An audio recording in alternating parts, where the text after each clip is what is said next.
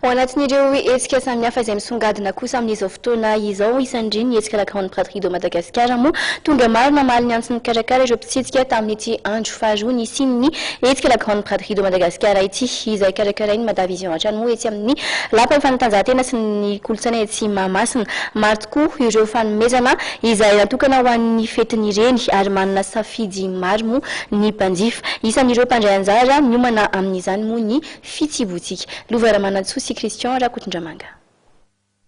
Maro karazana ireo fanomezana natokana ho andreny ao amin'ilay hetsika la grande braderie de Madagascar, hetsika izay karakarain'i Madavision etsy amin'ny lapan'ny fanatanjahantena sy ny kolontsaina etsy Mahamasina. Isan'ireo ho mpandray anjara mampiatra ny fihenam-bidy, ny fitibotika ary nanokana fanomezana ho an'ny fetin'ireny azo isafidianana ihany koa.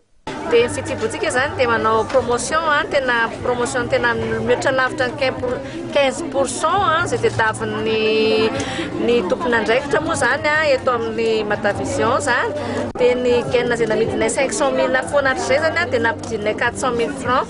Ary misy koa ny gaine izay namidinay 500 000 francs zay vita japonais le izy sady ngeza be amidinay 300 000 francs.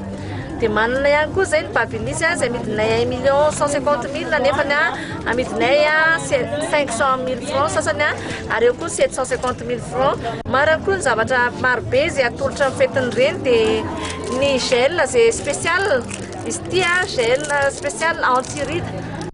Manana ihany koa zay ny anti-cerne izay tena tsara be nefa 500 000 vidin'ity anti-cerne ity fibre izy ity dia manotra amin'ny masonao tahaka izao.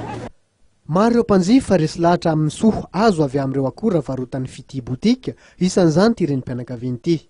Resy lahatra analo dia efa nampiasa dia hitako tsara ny fiasany efa nisy fehany tsara. Ny fampiasana azy izao dia hitanao ilay reradreraka iny dia mampiasa an'ilay izy ampiasaina ilay masazy dia tonga dia misy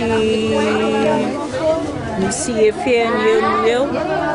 Notoloran'ny fitibotika fanomezana ty renim-pianakaviana ity, taorian'ny fandalovany teo amin'ity tranoeva mihitsy Mahamasina ity. Tafiditra ihany koa ao anatin'ny politika fanomezana fahafapo ireo mpanjifa, indrindra ireo renim-pianakaviana izay ankalazan'ny fetiny amin'ny alahady ho avy izao izany.